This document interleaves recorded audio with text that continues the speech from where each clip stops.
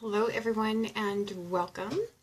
Welcome to the Full Moon in Sidereal Virgo Releasing Workshop. For anyone who can't make it due to celebrations, you can always catch the replay, so be sure to do that.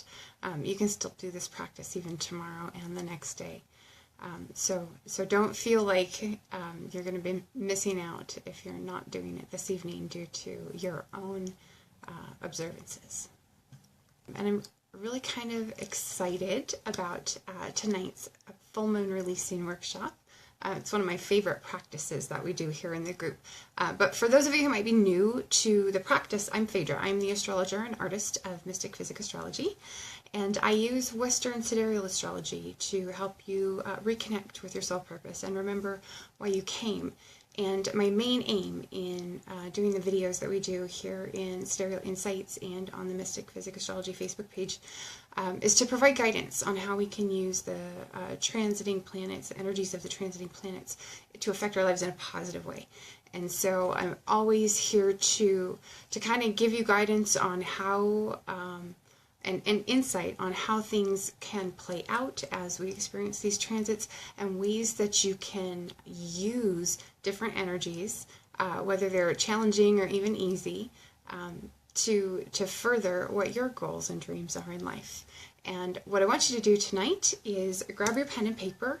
What we're going to do initially is kind of run through by rising sign, and excuse me, we are using the sidereal zodiac for this practice. We're going to go through by rising sign and note what house this particular full moon is falling in for each of you and what the themes of that house are. And then we'll talk a little bit more in depth about the Virgo archetype and Virgo themes and how we can leverage the full moon energy that we're experiencing right now to let go of things that aren't necessarily serving us any longer in life, and kind of make space for the next stage to manifest and move us forward.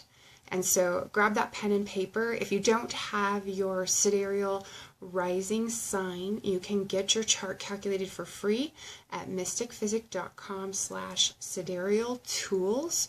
And there is a link that I've included in the video description, depending on where you're watching on. It's either above or below. So grab your chart there and we'll get started. So if you have Aries rising by the sidereal zodiac, we do use the Fagan-Bradley zodiac in this group. This is a 6th house full moon opportunity for you. So work, health, pets, daily routines.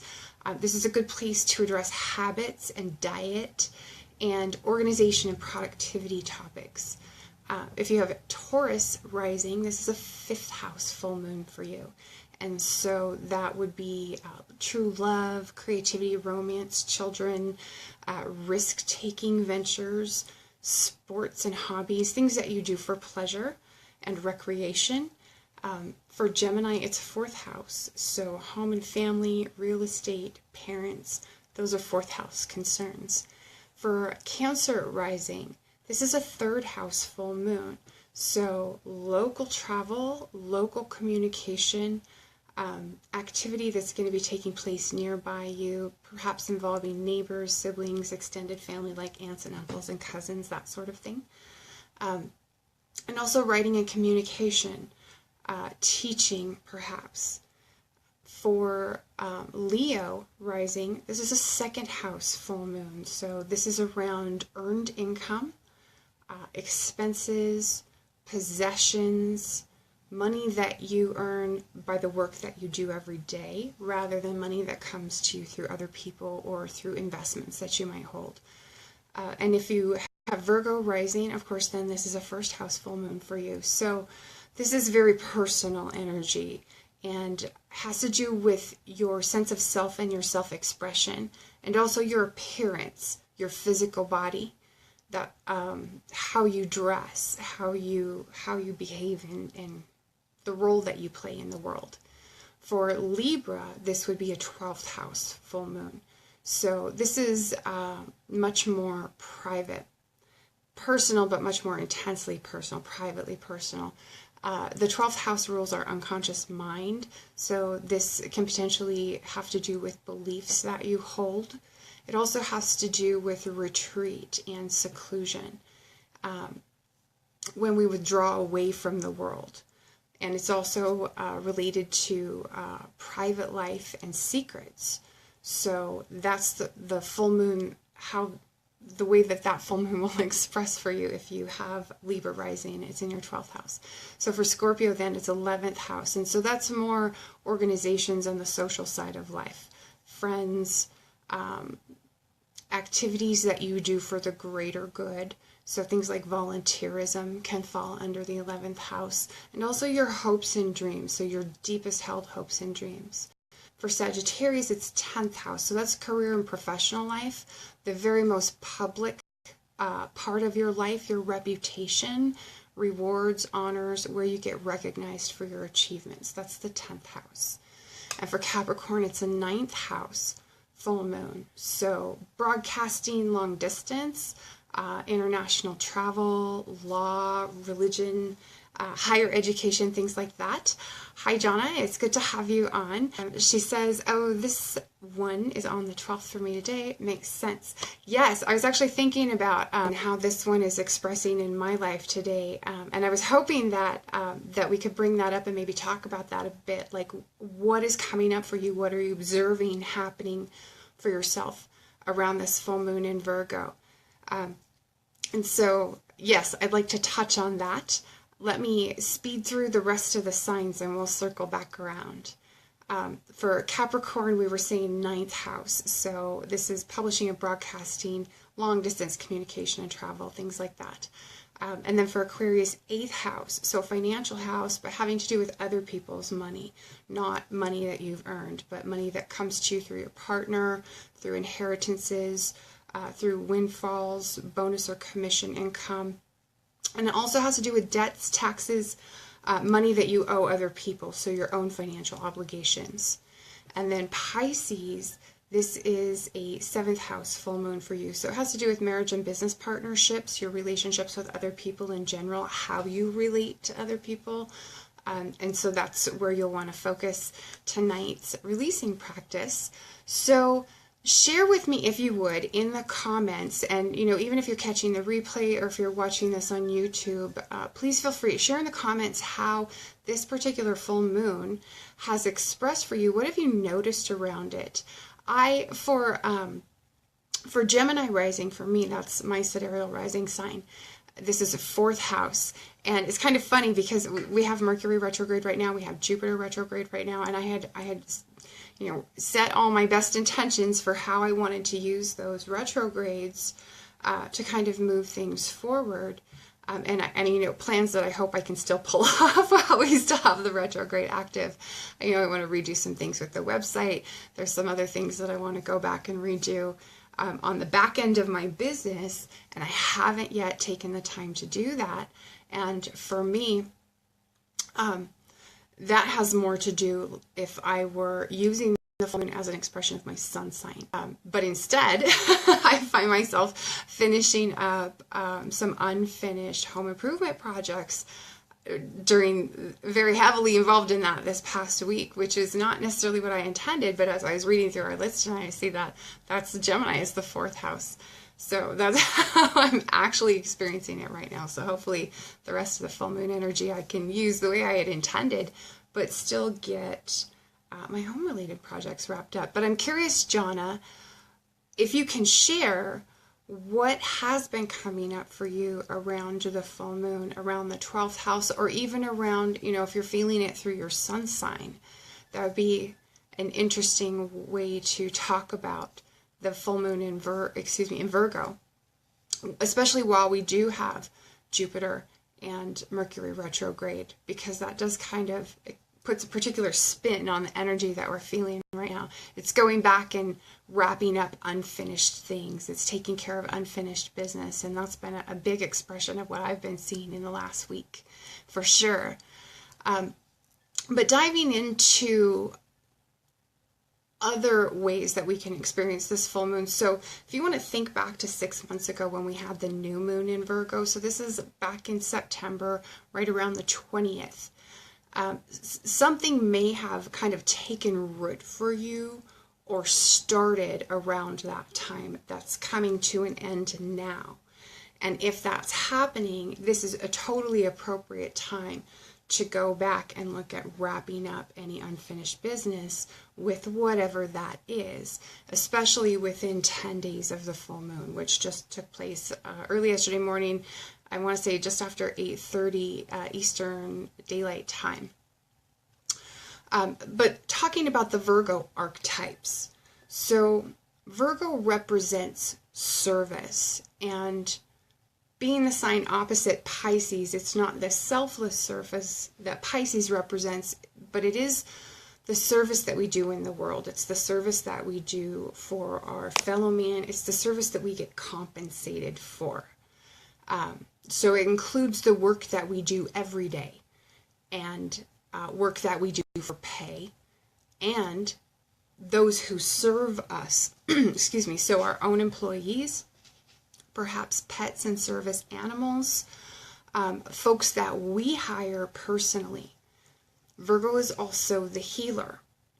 And so her symbol even, and I don't have an example with you. I might post one in the comments after we're done with the broadcast, but the caduceus of Mercury is a symbol of the service of doctors and nurses. And it invokes Virgo's ruler, Mercury. And the retrograde notation, if you've ever noticed that RX is also commonly used in the medical community and the healing professions. And Virgo herself, in the shorthand that astrologers use, is often represented as an M with an RX at the tail.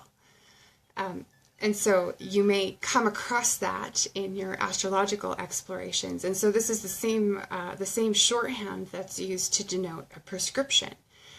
And so Virgo, the healer, is very deeply entwined in our medical history and in our experience of the healing profession. Now, in some teachings, though, Gemini, the counterpart, the other sign which Mercury rules, which represents the twins. In some teachings, Gemini represented Adam and Eve, or the male-female polarity.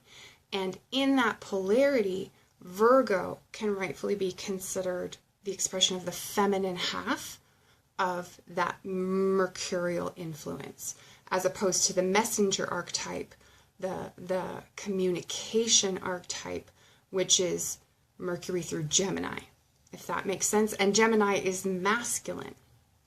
But Virgo, as an archetype, Virgo is analytical, Virgo is critical, sometimes too critical, right? And these are expressions that can manifest in positive or negative ways, like all other planetary expressions. So reflecting on that, reflecting on Virgo's domain for a moment, and the archetypes that she represents. She's the maiden, the harvest, the work that we willingly do now, which sustains us in the future, in the unknowable future, right? Virgo represents, in that sense, the reaping of everything we sowed at the beginning of the growing season, and which can be relative to where we are at a certain point in the year, or where we are on the planet, right? So she represents the harvest of previous efforts, and she represents the stowing away of some of that harvest as a security against the unknown future. And so part of what we struggle against with Virgo energy is that unknown future, which we have to come to terms with in order to move forward. Because we can't know it, right? Even through astrology, we think we can know it, but there are innumerable ways any given aspect and any given sign placement can play out. All we can do is get a sense of the themes around it. And so this is, as Virgo represents in that sense, as much of a guarantee as we can possibly have against that unknowable future. And so with those archetypes in mind, I want you to consider where in your life, ideally this is represented by the house Virgo falls in for you, but if you feel drawn to some particular part of life to work with this full moon, you can go in what direction you feel called. But consider where in your life where can you consciously choose to let go of or release something that's not serving you any longer? And this can be something like a bad habit, something that you catch yourself doing all the time or doing every day. You know, it may or may not be detrimental to your health or your well-being in some other way. Maybe it's an attachment to a daily routine that you have that doesn't really serve any purpose. And is maybe holding you back in some way. A self-criticism. So if you habitually give yourself a hard time about something, or if you feel like you fail to live up to your own standards or your own expectations, sometimes Virgo is too realistic. And even sometimes a little cold and sterile, kind of like a hospital, right? And Virgo sometimes lacks the compassion in her celestial counterpart in Pisces. But whatever it is, however you feel drawn for this, take a moment to write down on your paper that you brought with you what it is that you'd like to let go, and be as clear and as detailed as you want to be, and write it down. And then we'll take a moment when we're done to thank it and to release it. And we'll step into the remainder of our releasing practice. So everyone just take a moment with your paper. I'm going to find my pen here. This is going to be, I haven't thought about how to use this particular full moon. So this is going to be a surprise for me. That no, right? All right, so let's have a look.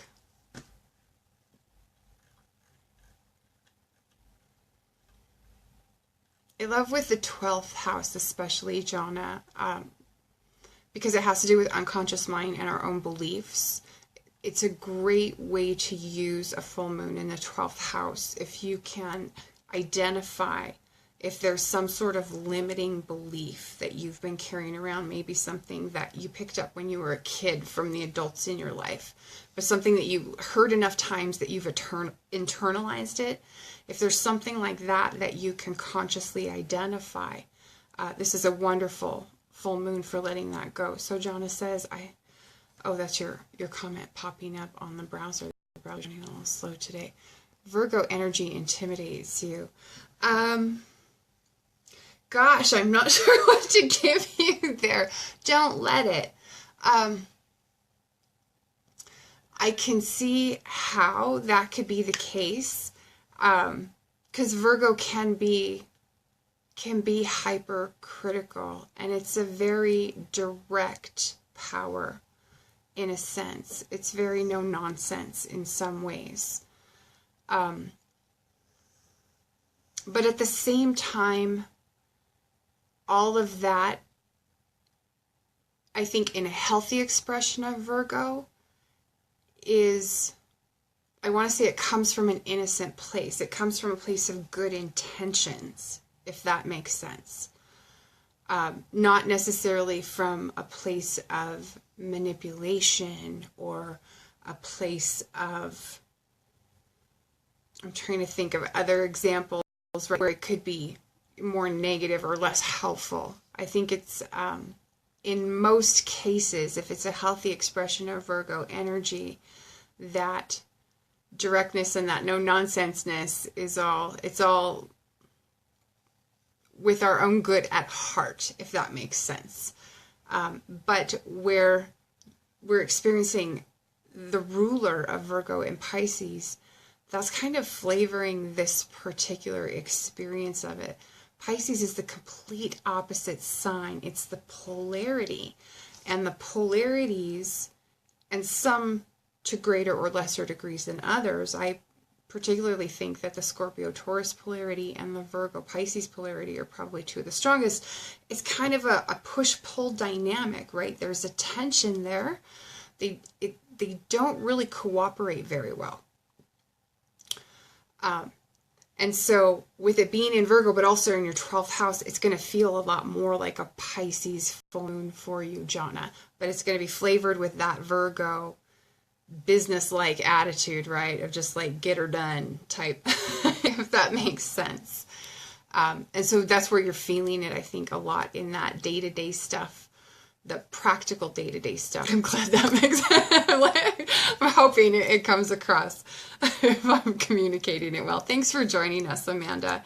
I know you are having a busy time of things too, so thanks for taking a moment and joining us. And happy Easter, Amanda. I hope you're enjoying the holiday.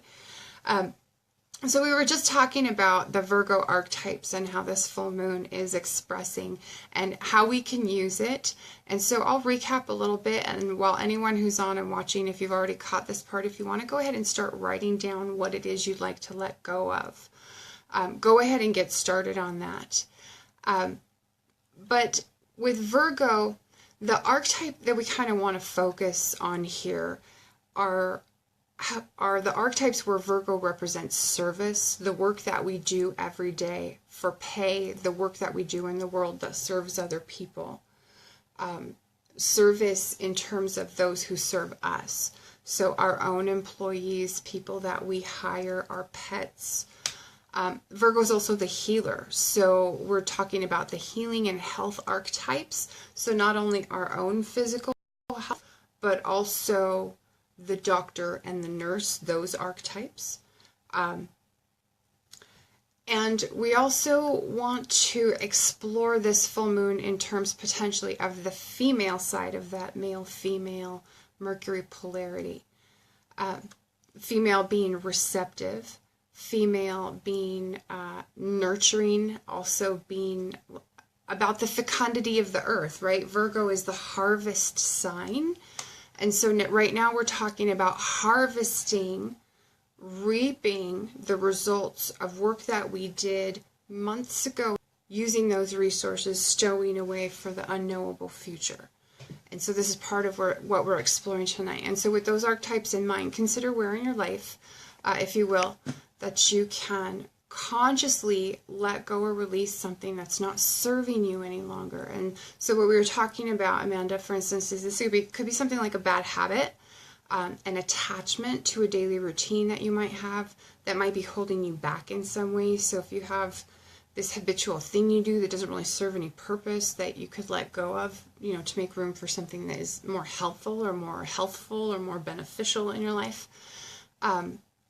If you have like some kind of self-criticism where you give yourself a hard time habitually, if, for instance, like if you feel like you fail to live up to your own standards or you're just not good enough, like that perfectionism can be something that is very driven by Virgo. So this is an area you can explore. That perfectionism, Jonna, for instance, can feel sometimes very intimidating, but often what that is hiding is an underlying fear. And it's a fear of being judged, a fear of failure perhaps, or a fear even of success in some cases. And so I think a lot of like what you find intimidating about Virgo is Virgo's bluster, and it's like that bluster of perfectionism, if that makes sense.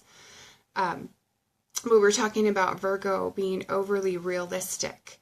And so if that's how you're feeling her express, if you're ready to move beyond that, if it's starting to hold you back and get in the way of your own growth and your own potential and your own development, then write down what that is on your piece of paper. Get it all out, what it is that you're ready to move beyond, what it is that you're ready to let go of. Take a few moments and write it down, and then we'll move on to the releasing part of it.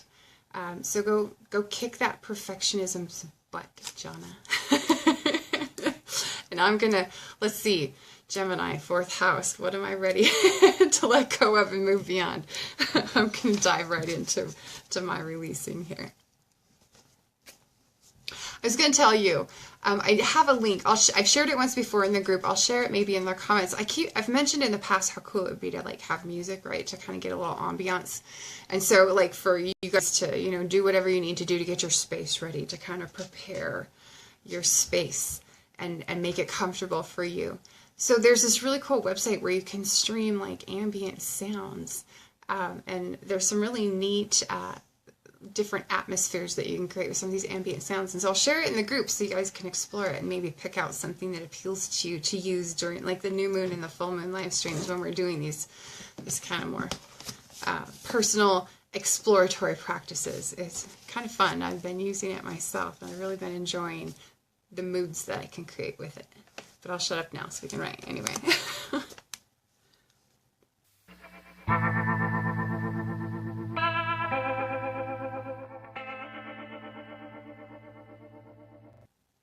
Does anyone need a few minutes longer?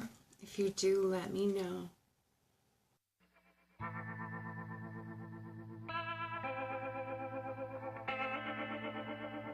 Okay. Here we are. You're good to go. Awesome, Amanda. I think I am. I wasn't thinking about this being in my 4th house. I think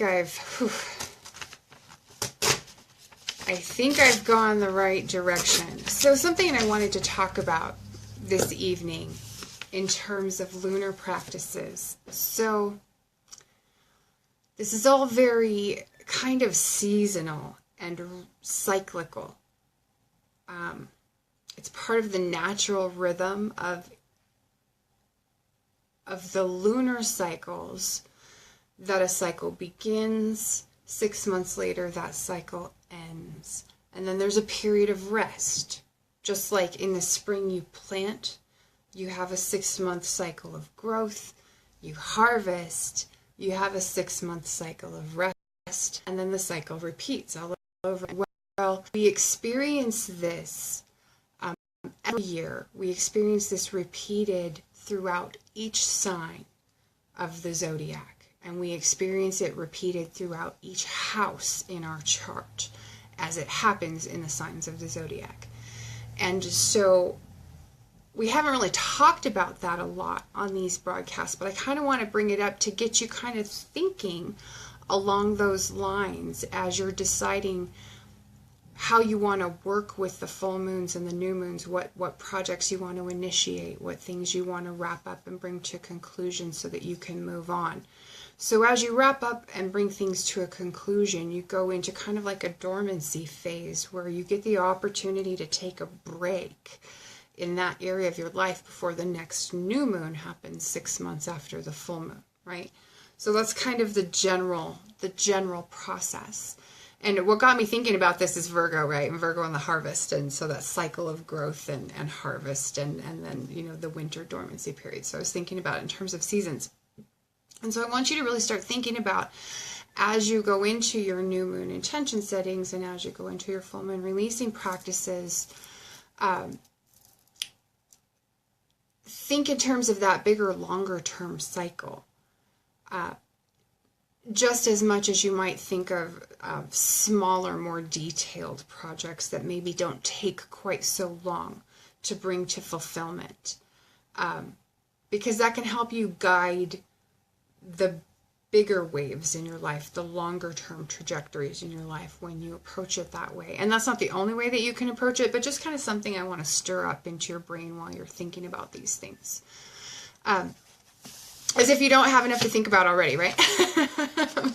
So with your releasing, so I'll share my example here. This is a 4th house expression for me. So I was thinking in terms of like the growth and development of my own home, the place where I live, my property. I've spent a lot of time and energy focused on developing my businesses in the last couple of years. So like last summer, for instance, I didn't do any gardening. We had a ton of tomatoes and garlic and green onions that come back like year after year after year. So, I mean, I had some fresh things coming out of the garden, but not a lot. And I hadn't gone out that spring and done any real planting of any sort. And I really missed it. I used to, up until last year, I would plant every spring, and then I would make a commitment that I would take the weekends away from working in the house and in my office and in my studio and go outside and spend them in the yard, in the garden, get out in nature and just kind of enjoy working with the plants, right? And I really enjoyed that. I really loved it. I didn't do it last year and I really missed it. And I'm ready to let go of that. And I don't know if that is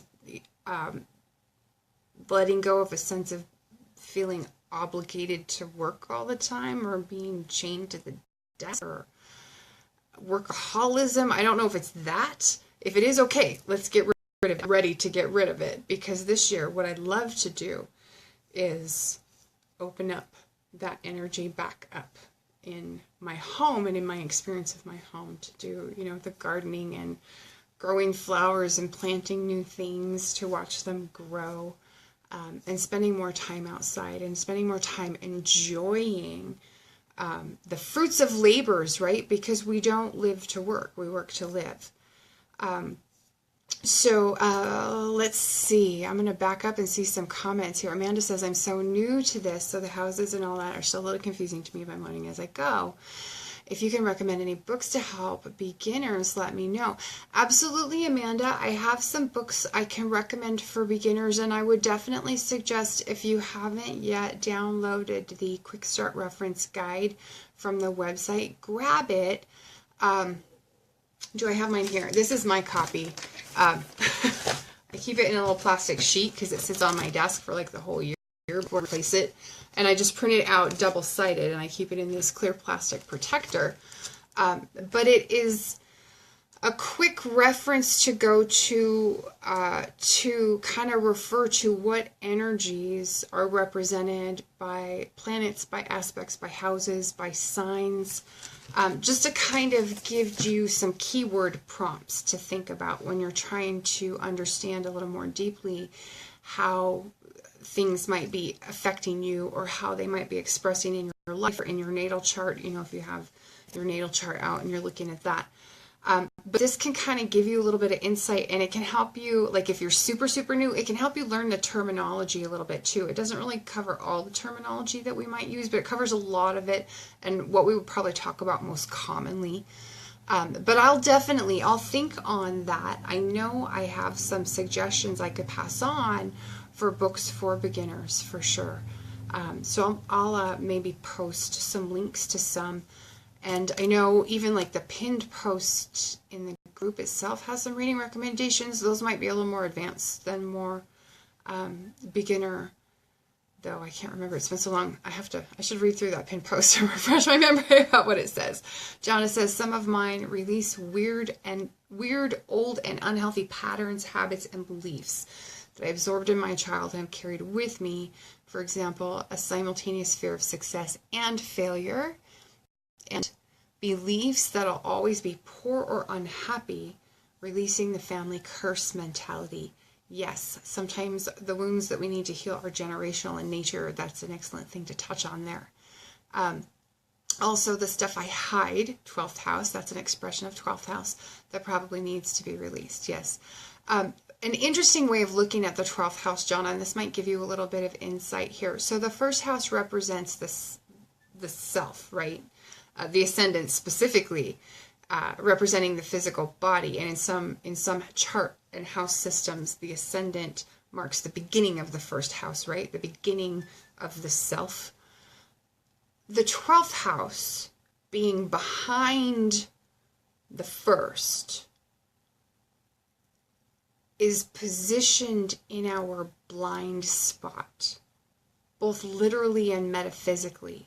It is behind us. It's what we can't see. It's what goes unacknowledged and unrealized and unseen. And so, yes, when you talk about stuff that I hide and stuff that I bury, sometimes it's even that stuff that we hide and bury so well that we deceive ourselves about its very existence, right?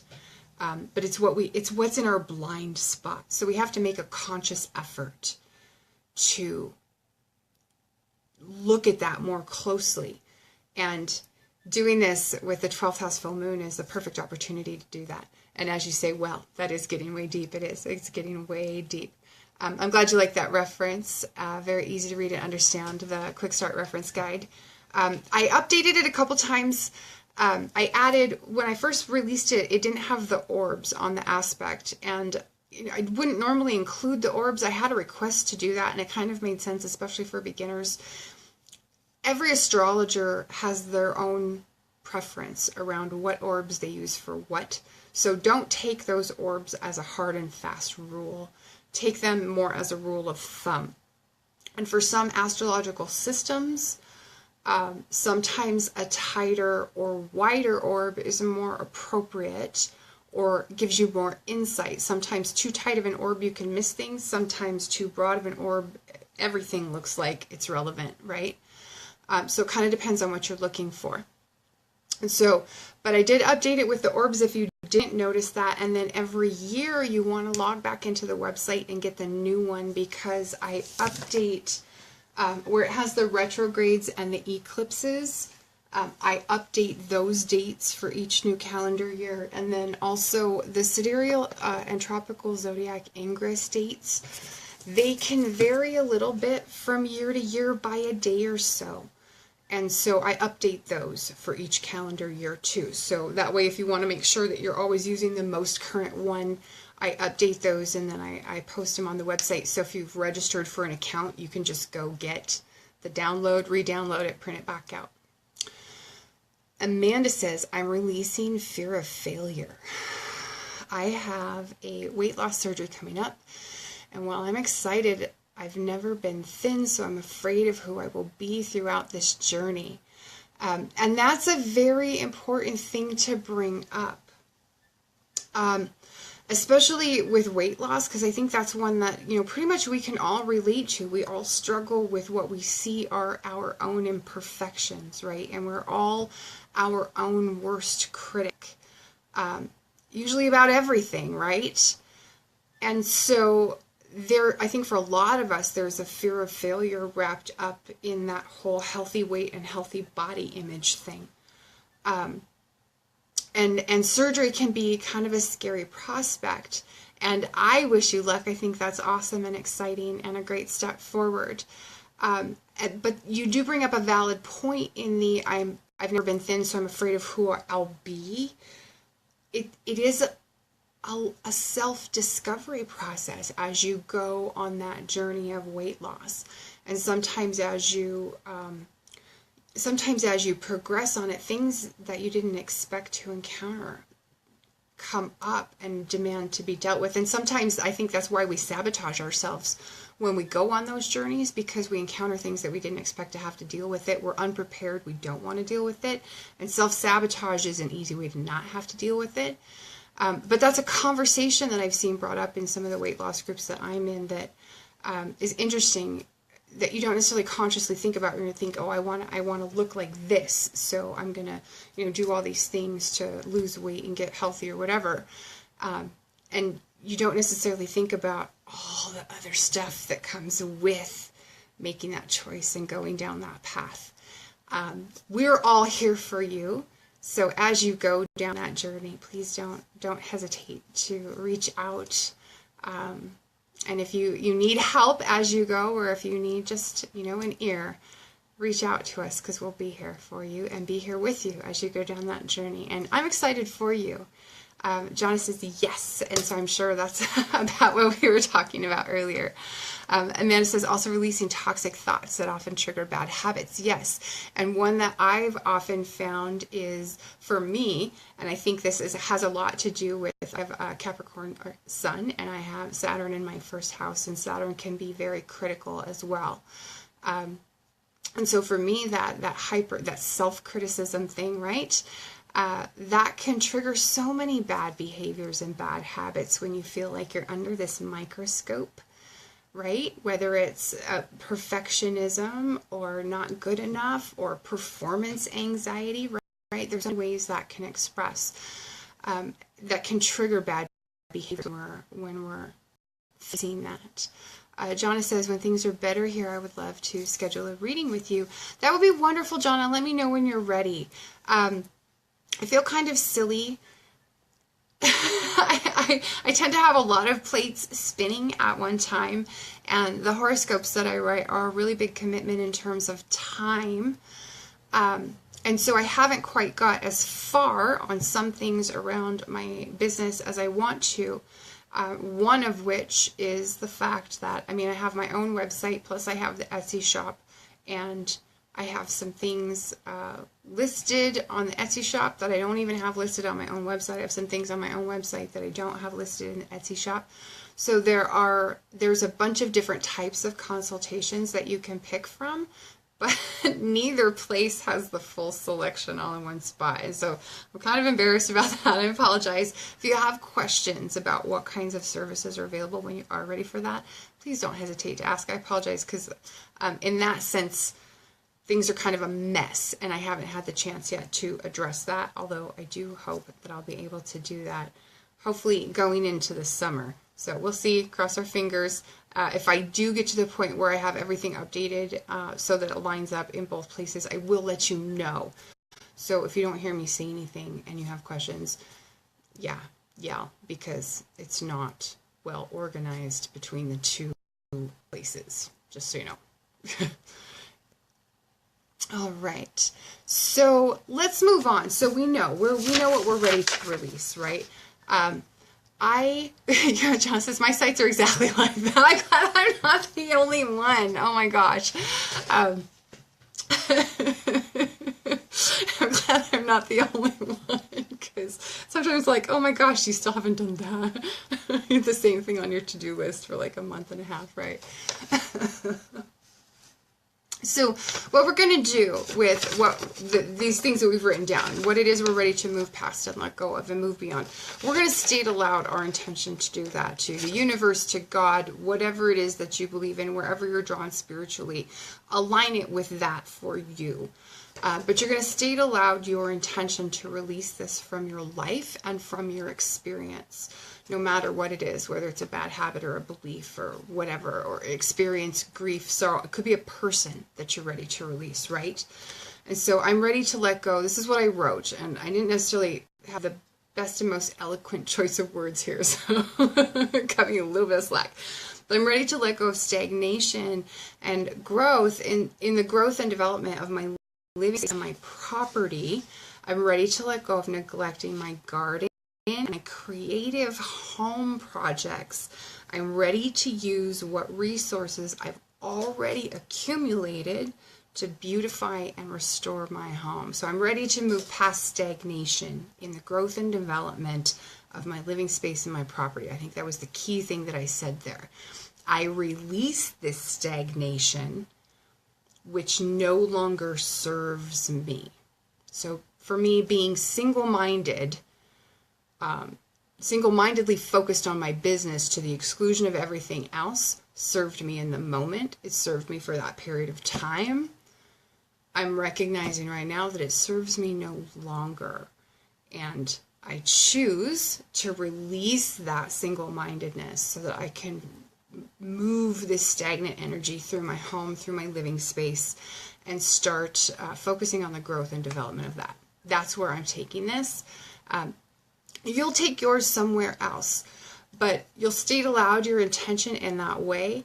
When you release it, I release all of this with my gratitude, because while this was in my life, while this state of being existed, it served a purpose, and it served to move me in a direction I wanted to go.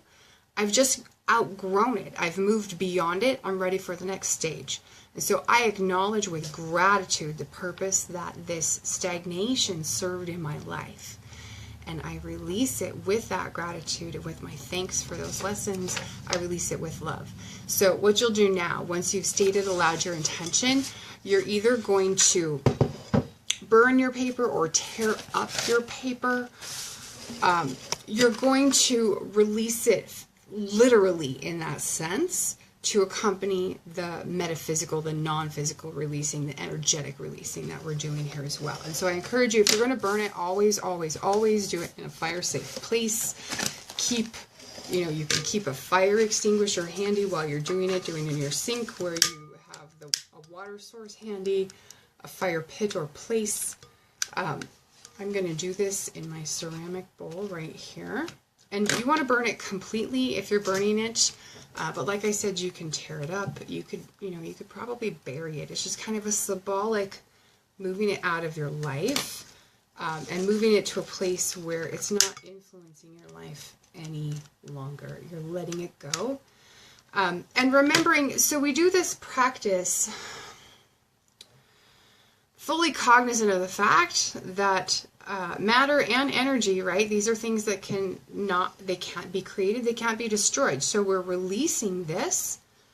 It's going to come back in some other form. Not necessarily the exact form that we're releasing, but this Virgo energy is going to come back. It's going to be reborn in our lives in about 6 months. We're going to see that happen. Okay? And that will be a new opportunity for a new stage of development and growth, and for taking it beyond where we're leaving it now. Okay? Hi, Elizabeth. It's good you could join us. Excuse me, I'm just going to set. So I should share with you. Here we go. So that's the result of our releasing practice. That's going to go in my flower bed in the morning. But you just want to give it the opportunity to move out. And so one of the things that this does for us, I don't know how many of you might be familiar with principles of, let's say, Hermeticism, right? But there's a principle in Hermeticism, and you might have heard of it in other teachings, as above, so below, as it is on the microcosm, so it is on the macrocosm. That concept, right? The concept of a holographic universe, essentially, is what that is. So we do this releasing practice on the physical plane with an actual piece of paper that we've written actual words on, which we then physically destroy in some way to release on an energetic level what it is we're ready to move beyond and let go of.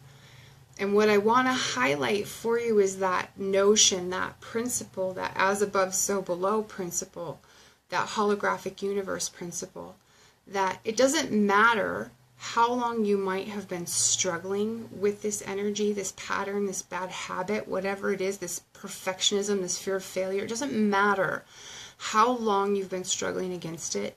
It doesn't matter how fruitless that struggle may have been or seemed or felt.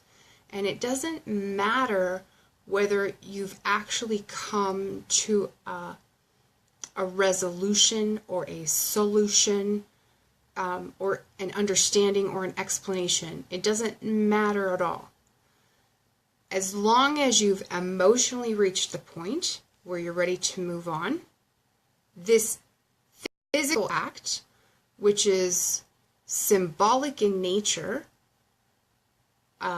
because you're taking action on the physical plane, allows that energy to move on the non-physical plane and finally move and release. So where it's been stagnant and stuck, it can finally, you can have an energetic shift.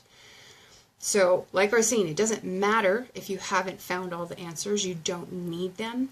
You just need the willingness, and you just need the intention. And having done this, just accept that it's done already. And what you'll experience as we go through the next couple of weeks is you'll witness in your experience of life that how that release plays out. It'll just happen naturally. You won't have to do anything. You won't have to lift a finger. And that's because you did all the heavy lifting tonight. And you did it symbolically. And that allows things to happen on the non-physical level and move in the direction that you want. So even if you're feeling like, well, I don't quite get how this works, well, that's kind of the shorthand explanation of how all of this works. And so don't sweat it that you don't have all the answers, because now that you've done your practice, those answers will come to you, and you'll see the movement, you'll see the shift. And take that break. Like I said, you're going to get a 6-month period of rest in the house that Virgo falls in before we see our next Virgo full moon. Allow yourself that time to rest, to breathe, to recuperate. Okay? Give yourself some breathing space. Now, thank you for joining me on the releasing practice, the full moon in Sidereal Virgo releasing. And we were a day late. But definitely, you know, for some reason, if you're catching the replay, if you can't join us because of the holiday, there's still time. The energy is still ripe and fresh to do this releasing practice, and I definitely encourage you to do so. Amanda says, I'm so glad I caught this live. I did so much. I'm so glad, Amanda. Like I said, my intent is always to help us figure out how we can use what's going on astrologically in a positive way in our lives, because sometimes it's so easy to get wrapped up in the bad stuff, the hard stuff, the sucky transits, like, oh my God, when is this horrible transit going to end? It gets so easy to get focused on, like, say, the negative aspects of Mercury retrograde. Well, there's a positive way we can use everything that happens astrologically. It just takes a little creative thinking on our part. And so I like to approach it from maybe it's from a more empowered perspective, if that's the word we want to use. I like to give you options that give you power and choice and control over how you experience your own personal transits, because that can help you. That can help you guide your life. Elizabeth says, I'll rewatch my husband. The pages aren't showing up as much in my feed. Yes, the algorithm changes have made a difference, and I do apologize, Elizabeth. I don't know if you are on the mailing list. I did not email in advance. I usually send out an email reminder the night before or the day of the live stream, just reminding everyone to join me, and I didn't do that this time around. I've had